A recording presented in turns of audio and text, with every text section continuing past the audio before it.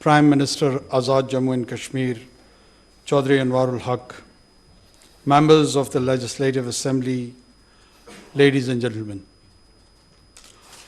I am the first ever caretaker Prime Minister of Pakistan who has been invited to address this august House. Thank you very much for this singular honor. In a short span of around a year, I am the third Pakistani leader to speak to the Azad Jammu and Kashmir Legislative Assembly. This shows our indissoluble bond with and concern for the Azad and Jammu Kashmir, its leadership and its people. Mr. Speaker, the Kashmiri people are endowed with great qualities of head and heart. Over the course of centuries, they have left indelible marks in all spheres of life across South Asia. At the same time, they have suffered enormously from oppression, conflict, and violence. In 1846, they were sold in 75 lakh rupees by a colonial power to an enslaving ruler. Even today, on other side of the line of control, millions of Kashmiri people are suffering from the unjust suppression of their legitimate aspiration by a manipulating occupier.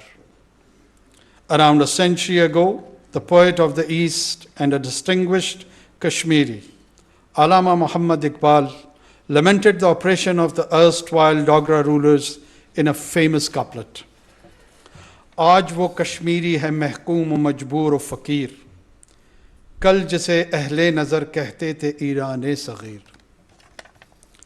Even after the lapse of around a century, the situation of the Kashmiri people has not improved.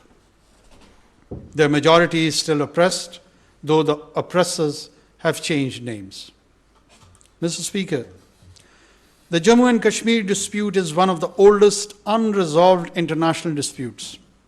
It has been on the agenda of the UN Security Council since 1948 under the Indian-Pakistan question.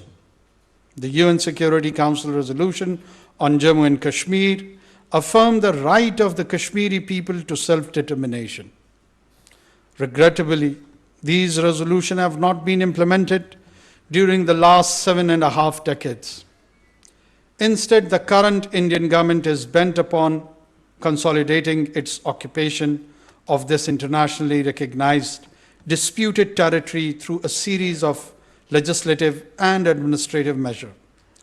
Contortions, convulsions, outright lies, and brutal use of indiscriminate force would be a more appropriate way of describing these reprehensible measures. Mr. Speaker, history cannot be undone. It was India that took the Jammu and Kashmir dispute to the United Nations. One of India's founding fathers and its first Prime Minister, Pandit Jawaharlal Nehru, is on record to assure the Kashmiri people multiple times of a plebiscite to determine their free will. In his letter of 21st November 1947, addressed to the Prime Minister of Pakistan, he categorically stated that Kashmiris should decide the question of accession by plebiscite or referendum under international auspices such as those of the United Nations. The subsequent Indian governments also acknowledged Jammu and Kashmir as a dispute. How can India's current leadership renege from these promises now? India must honor its long-standing and solemn commitment to the United Nations, to Pakistan, and above all, to the Kashmiri people. Regarding the plebiscite, the commitments under UN Security Council resolutions are sacrosanct and not affected by the limitations of time or space. Mr. Speaker, today I stand before you to reaffirm Pakistan's unwavering commitment to the Kashmiri people at this critical moment in the history of their struggle against foreign subjugation, in their legitimate and freely chosen legislature. I'm here to express solidarity with them in the wake of a grave injustice.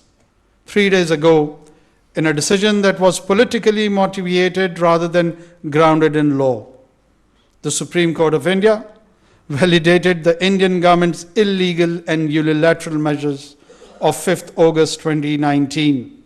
This unjust verdict was delivered by the apex court of the world's so-called largest democracy.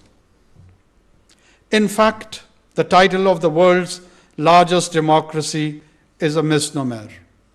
Instead, India should be called the world's largest hypocrisy, where hollow slogans of secularism, democracy, and diversity are raised to cover up caste-based societal operation, systematic intimidation, and marginalization of minorities, state-sponsored killings and terrorism, and illegal occupation of people and territory. Ironically, the self-proclaimed largest democracy of the world is afraid of granting the democratic right of a plebiscite to ascertain the will of the Kashmiri people. Mr. Speaker, India's unilateral and illegal measure of 5th August 2019 and a series of subsequent steps have been aimed at changing the demographic structure and political landscape of the Indian illegal occupied Jammu and Kashmir. These measures constitute a flagrant violation of international law as well as the UN Security Council resolutions on Jammu and Kashmir.